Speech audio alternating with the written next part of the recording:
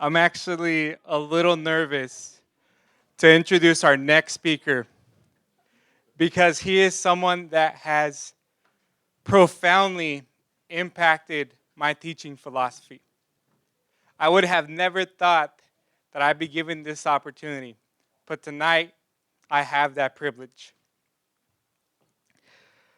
Kareem Weaver is a Richmond native with 25 years of award-winning teaching and leadership service. Currently, give it up for Kareem.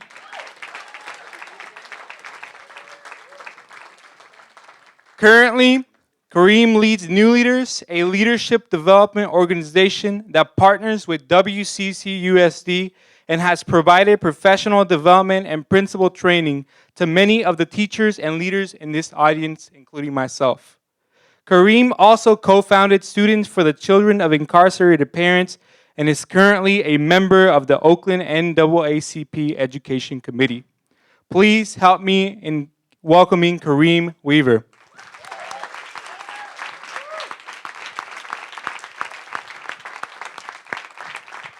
Thanks, man. Appreciate you. Man, that was powerful. Those young people. Man, I'm never surprised at the brilliance of our young people. If we don't snuff it out, they do amazing things day in and day out.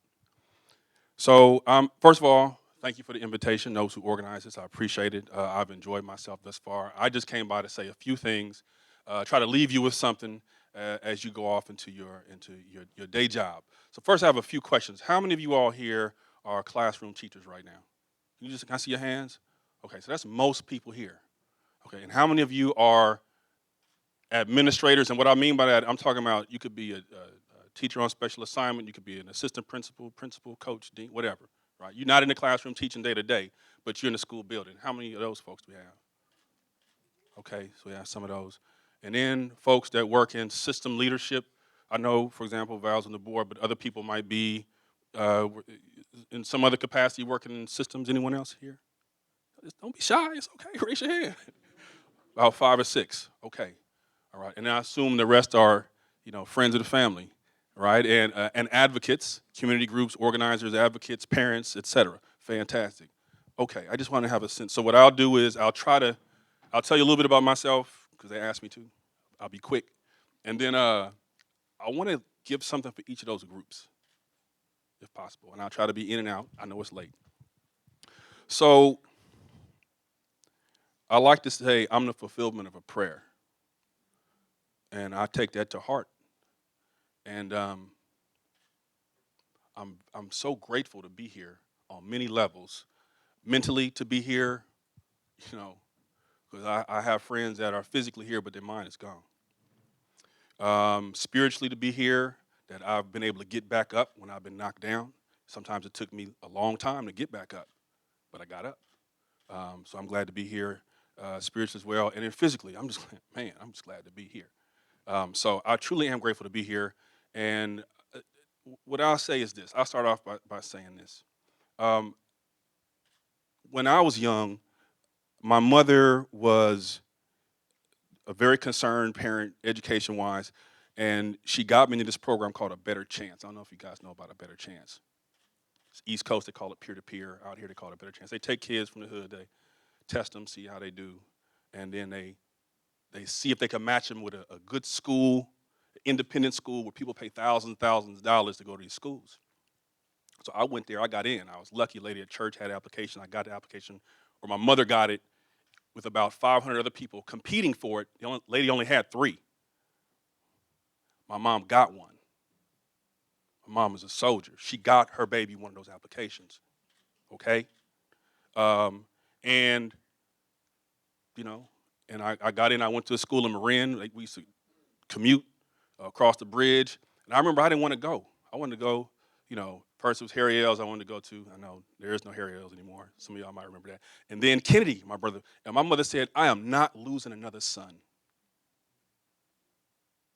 I was the type of kid where I like to debate respectfully, all right? Respectfully, I'm going to give my 2 cents. But when she said that, it hit me. I'm not going to lose another son. And at that point, the debate stopped. I was like, all right. And I think when you take ownership, when you speak in love, and we as adults have that attitude about our kids, things change. I'm talking about as a classroom teacher, I'm not going to lose you. As a principal, I'm not going to lose you. I've told kids that before. All of you in my classroom, you mine. I'm not losing nan one of you. We're going to make this, right? Just establishing love as the overriding principle in everything we do. The hard work from day to day, the grind, the planning, and all that. Love is here, and I'm not going to lose you. So anyway, so my mom had me do that. It worked out well for me.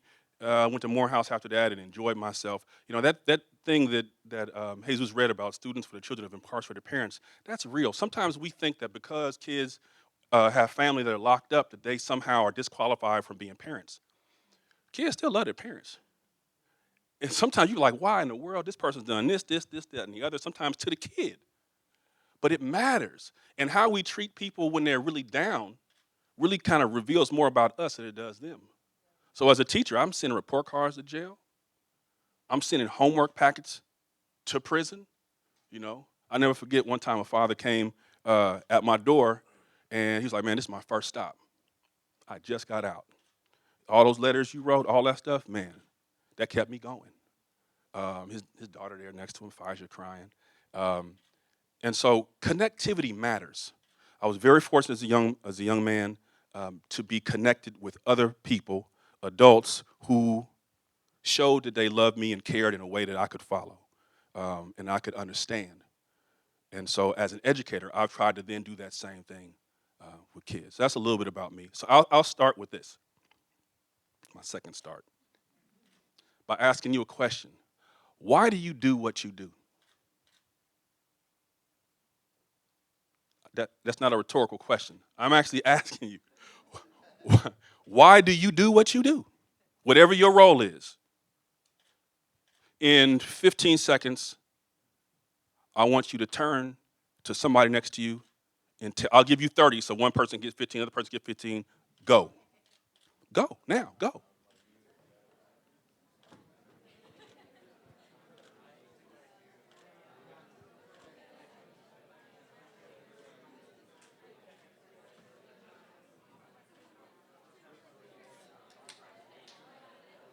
Five seconds before you have to switch.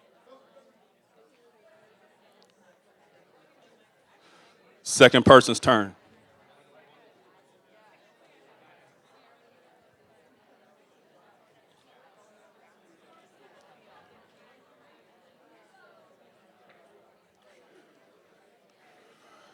Five seconds.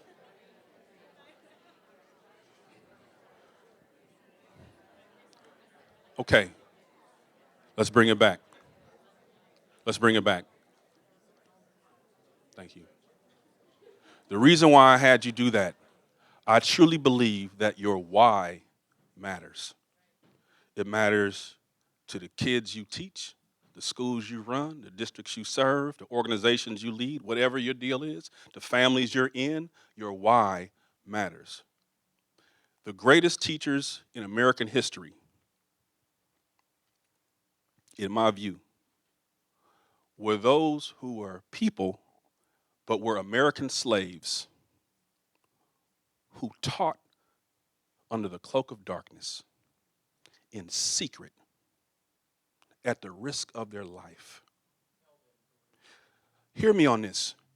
They weren't trying to necessarily get kids college and career ready.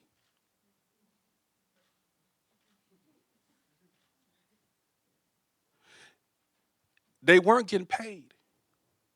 And they became more insecure the better they taught. They were disincentivized from doing a great job. They risked their life. They risked their family's life. My question is, why? Why? So I have my theories about why, but the point is, I guarantee you they were absolutely clear about their why. Whatever it was. If you said turning your book, oh, it's because of this, whatever that was. When you become clear about the why you're doing what you're doing, everything changes. Relationships change. For me, I became clear on my why. I was in South Carolina. I had, I met my wife while I was at Morehouse, and we moved to South Carolina, where she was from. I was getting a master's in psychology, and I didn't really want to be a shrink, but that's where the money was. I was chasing it at that time. And I had been an administrator at a Department of Juvenile Justice school. DJJs have school. So I was an administrator at basically a prison school for middle school and high schoolers. And I was very clear that I was not going to be a teacher or an educator for real, until I made my money. First generation college student, parents sacrifice for you to go to school. They want to see, what did you say you want to be again? So I want to make some money, help my community, build grocery stores, all this. I got a plan.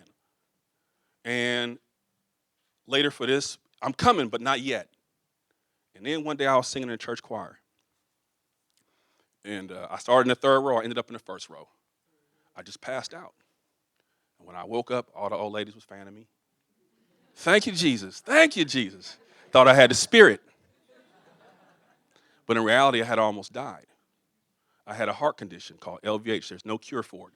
It's the Hank Gathers thing. Some of you might remember when you hear athletes just drop. And the only symptom is sudden death. That's the only symptom. The doctor said, it's a good thing you never played sports. Man, I was playing for the Richmond Steelers. I played baseball, basketball, football. Any ball you had, I was playing it. It's a good thing you never played sports, or else you wouldn't be here. And there's no cure. The only cure is a heart transplant. And at 20 whatever years old I was, that's not really a good option. So I'm gonna play this out. We're gonna hold off on that option for now. I'm married, I got a young kid, and you're talking about heart transplant. So I was gifted with something that I wish all of you would have. Not because of that circumstance, I don't want that on you. But the gift I got in my 20s was I was forced to answer the question, what do you really want to do? I had to wrestle with that. When time is not guaranteed to you, and you don't have this illusion of time, I'm going to get to it when. I'm going to do my best when. What I'm called to do, I'll do after. So all that was gone. What do you really want to do? I had to wrestle with that. And so through that experience, it provided me with absolute clarity about what I was put here to do. And man, when I say I taught hard. Because I had clarity, and it was fun. I loved it. So my first thing to offer to everybody, this isn't differentiated at first. This is just, you got to know your why and check your reasons. And if your why is because you feel this is your calling, and I'm not talking about what you used to feel called to, I'm talking about now, today. Because the kids showing up in the classroom on Monday, this is their first time having you, not what happened 10 years ago. So what do you feel your current calling is? And my urging for you is to wrestle with that. In the quiet of your own room, just wrestle with that. And when you come to terms with it, most of you probably already have, then that probably compels you to do things a little bit differently. So, to the system leaders, I've had because of my job, the fortunate opportunity to go around the country, visit school leaders. I talk with superintendents around the Bay Area, staff, board members, et cetera. And one thing I can say is for you to consider is this. Policy-wise, and same with you community advocates, do we actually have a rule? That's the unfancy word for policy. Do we actually have a rule that says the schools have to be good? I'm just saying, all our rules, do we actually have something and have we defined what good is? Have the communities had a chance to talk about that? What does it mean to be a good school or a good district? And do we have to be that? Because if the answer to that question is yes, to those questions, then that compels us to then do some things. I'm just going to leave that there. Because that's a lot right there. That's a lot right there. For the school leaders, So, I had the fortunate opportunity to lead a school in East Oakland that was struggling, really struggling. And you know, down the road, you see a front page newspaper article that says, school transformed. What did it say? Big headline, big pictures, and all this. School transformed from the inside out. And people say, wow, what magic. Man, that's not magic. I'm going to tell you what that is. One is creating a culture where kids come first. And that is something that you just can't budge on. You respectfully do it, you do it with love, but you do it. And you got to hold that line. That's like the Mason-Dixon line. We're not crossing that line no matter what. Because the repercussions of crossing that line are major. Two, feedback in the building. Teachers are withering on the vine because nobody's helping them. What kind of feedback are teachers getting day in, day out? How often are you in classrooms? What's the quality of your feedback? If you say, well, I'm not really good at giving feedback, okay, go get help. It's cool, go get help. Listen, we have to be honest with that. That's cool, go get help. There are organizations that help with that. The district, if you go to the district right now and say, listen, I want to give better feedback, but I wasn't trained like that, what can you do? I'm guarantee you, someone on that staff will say, okay, we got to make a program or something, but you got to speak on it. Use your community of practice, use your peers, use your other principals. How do you do it? What form do you use? You got to give people feedback. You can't blame somebody for not doing something if you're not telling them. And with Common Core being here, the reality is most of us don't know what we're doing. So you have to be serious about your business for these kids enough to study. Your job is to be the head learner. So a teacher can actually come to you and expect some wise counsel. And if you're not willing to do that, you got to check that why again. Teachers need that. In our program with new leaders, and listen, our organization is very simple. We believe all kids can learn. All kids deserve a great education. We try to help them get that. We try to help the adults who help them. We work with teachers to grow their instructional chops so that they can, get into Common Core, help build out their instructional pedagogy, all that stuff. And then we help teacher leaders who want to grow to be, deans, grade level chairs, coaches, whatever, teacher leaders, peers leading peers. Our theory is that positions don't make you a leader. If you need a title on your door for somebody to call you a leader, you ain't a leader. So our bet is that if we can develop people's teacher leadership skills, that those folks who can move people without any authority, when they get authority, they'll move the needle. Okay, that's our. And then of course with principals and residents, we train them, support them how to give good feedback, how to monitor practice, how to coach, how to support, all of that, how to work with parents and all of that. So that's what we do. And as an aside, the reason I agreed to take this position as the head of with my partner, Sarah. Where's Sarah? Sarah's my partner with external relations. But the reason I chose this position to manage the programs, I made a deal with the organization. I was like, listen, I'll do it, but you got to let me go to Richmond. You got to let me go home. I know this works. I've been doing it for Oakland for X number of years, but if I can get this in West Contra Costa, I'm in. They're like, West Contra Costa? I mean, really? West Contra Costa?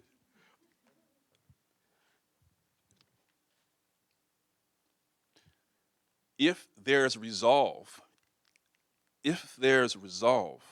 by enough stakeholders, then okay. In other words, show us. Do the teachers, do the principals, do the parents, do the nonprofits, are they actually willing to shift or are they comfortable? Find out. Then come back, tell us. So I lied. So yes, they're willing. I hadn't even asked anyone. They're willing. Let's go. We got this. Okay, all right. All right, so let me shift to this. So for the principals, you got to give people great feedback consistently, not one time. When I was a principal, I visited every classroom every day, period. And the thing is this, at first people were jumpy. Why is he coming? For real. What is this? He's trying to get us. I heard about you. And so, but in love, if you're consistent, people begin to understand. And then I'm also telling them why I'm doing this. It's not personal. This is love. I'm trying to help you. I'm your teammate. So there were people whose practice was, their practice expanded. Their skill repertoire expanded. Their confidence grew. And they began to become more powerful educators, and that just kind of cycle on itself. That's how a school turns around. You build a culture, you give the feedback, you're consistent, and it begins to turn. Now to the teachers. So, and I know I got 5 minutes, I saw the sign. So now to the teachers. In love. There was a study done, a survey of about 1,300 folks, and they asked, what percentage of the kids at the grade level you teach, or at the grade level your kid is in, or in the grade level you're in, what percentage of these kids love school? That was the question. And they looked at it across the grades from K through 12. I mean, you can make a prediction about what that would look like. Here are the numbers. From K, I'll start with K through 9. Actually, I'll go K through 12. Kindergarten, 95%. Love school. So 95 for kindergarten, 90, 82, 76, 74, 65, 55, 51, 48, 37. That's ninth grade now. Now we're in high school, 37%. That means 2/3 of the kids not feeling it. Whatever your strategy, whatever your pedagogy, whatever your fancy, whatever, 2/3 not feeling it. And then 10th grade, it was at 37, then it goes 39, then 40, then 45. I have all kind of theories about what that means, that little uptick. Okay? But, so here's my challenge to you teachers. First of all, what can you tell them in 3 minutes, Weaver? Listen, you got to stop stressing about what you're teaching so much. To be Common Core aligned, to give the kids what they need, to have the complex text, to have the balance of coherence, focus, and rigor, to have the claims, evidence, all the stuff that, your principles, all that stuff, it would take you, to really do it right, about 3 hours of planning per lesson. To really do it right. Differentiated, all the groups, all of that. So you're going to have to lean, you need help.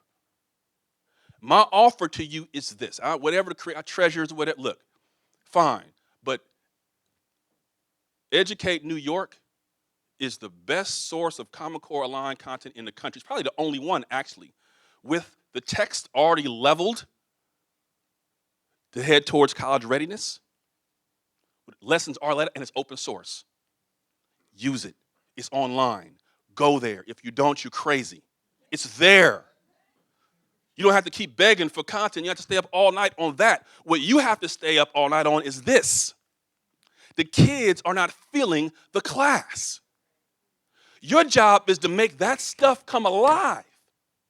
That's what you got to plan for, and that's not on accident. You got to make it your business that every day they would rather go to your class than do something else. And it's a very simple bar. You can go to school to learn about it. Fine. That's fine if you want to do it that way. Or you can do this. For those of you who are parents, when you want to feed your baby some type of food they don't like, and they refuse to eat it, she's in a high chair, and you got it on the spoon, what do? You eat it first? Yes. Must be a teacher. Yes. Show them, or what? You make it fun.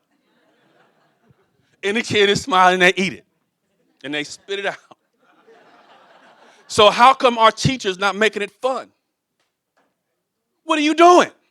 The equivalent of what we do with the babies is, as educators, we say, here it is, and then we say it louder.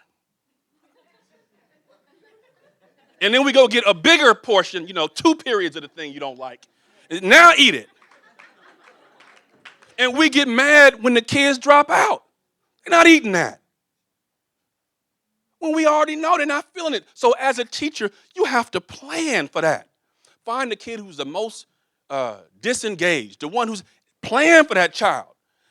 Is your lesson really fun? So you want them to come out of the womb wanting to be a chemist? Your job is to make chemistry fun to attract them to that. Make literature fun.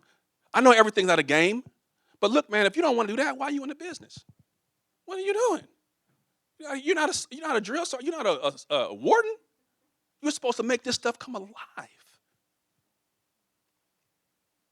The second thing I say is this, and it's a very, I think it's simple. So these kids that we have in our classrooms today, they play games. They play video games. Think about this for a second. These games don't judge them. These games give them feedback all the time. There's a little life meter, and every time they make a mistake, the life meter goes down. They'll sit, the kid who's the most unruly will sit in front of that game and play it all day long. They get feedback. It's engaging. They're focused. The game makers have realized, oh, if we want kids to do this, we got to make it fun. And they will learn anything we put in front of them. Now, I'm not saying go out and create a video game, but what I'm saying is you got to breathe life into that thing. You got to be willing to plan. Now that, and I'm not talking about what to teach, I'm talking about how to teach. We can talk pedagogy, culturally relevant pedagogy all day long, fine. Whatever your thing is, fine. But you got to make that thing come alive. So when that kid leaves your classroom, man, they felt like they just did something. That, wrapped in a concept of love, will help any kid learn. What do you mean by love, Weaver? Kids determine quickly whether or not you love them. When you challenge them, it can't be based on power dynamics. Whether it's an officer pulling you over and saying, show me your license, or a teacher saying, stop tapping that pencil, it can't be about power. It's got to be done in love. And if it's done in love, you look at them and they'll just stop. They might smile at you too, right? Wrap it up in love, in how you connect with them, how you go visit their homes. Our parents are not crazy. They're struggling, but they're not crazy. Knock on the door. Call first, but knock on the door. Sometimes call first, but knock on the door. Knock on the door. Go show your face. Before something bad happens, let them know how genius their child is and how you see it in them. Make the calls. Make the home visits. In addition to visiting every classroom every day as a principal, as a teacher, I called X number, I think it was like 10, between 7 and 10 in a year, kids, parents a week. I made at least 2 home visits a week and 7 to 10 parent calls. Not with it, that weren't bad. Those were different calls. So they got used to Weaver coming by, Weaver calling, oh, hey, what's up, Mr. Weaver? It's good. And that way, when something does go bad, I know he's not trying to get you. I like that man. He came by, he played with the dog, whatever. So anyway, listen, I'm going to leave you all with this. District folks, please, is there actually a rule that the schools have to be good? And can the parents come by without giving 24-hour notice? You don't give us 24-hour notice before they call you at work. Come get him right now is what we get. So we got to wait 24 hours to come by and see about our child. Just something to think about. 2, for principals, you got to give them feedback. And you have to be the head teacher in the school. And you have to be a student, not just of the standards, but you got to know every kid, not just by the data, that's important, but also who they are. And show them that love and respect, just like you do the teachers and their parents. And for the educators, you got to plan. You can't fail. I don't care how much love you talk, how much social justice. If you don't plan, it's jive. Show me your plan and schedule. That's the love. That's where it's at, where nobody's looking, right? And it's Saturday night. Then what you going to do? You going to plan? For Hakeem in the back? That's the love that we need you to show for the kids, wrapped in the context of love, and our kids got a shot. Thank you.